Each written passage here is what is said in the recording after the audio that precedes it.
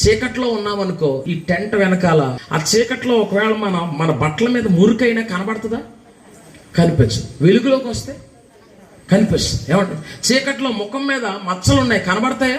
కనిపించు. వెలుగులోకి వస్తే కనిపిస్తాయి. సీమోను పేతురు కూడా యేసు యొక్క వెలుతురులోకి వచ్చాక తన రహస్య జీవితం అంతా కనిపిస్తుందంట. తన పాపాలన్నీ ఇప్పుడు యేసు దగ్గర ఒప్పుకోవడం మొదలుపెట్టాడు.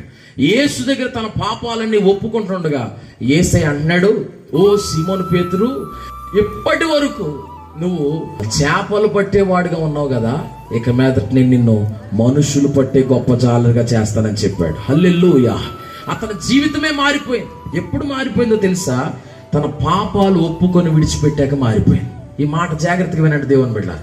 కొంతమంది లోపల పాపం ఉండడం వల్ల దేవుడు తన ఉద్దేశాలు మీ జీవితంలో నెరవేర్చలేకపోతున్నాడు.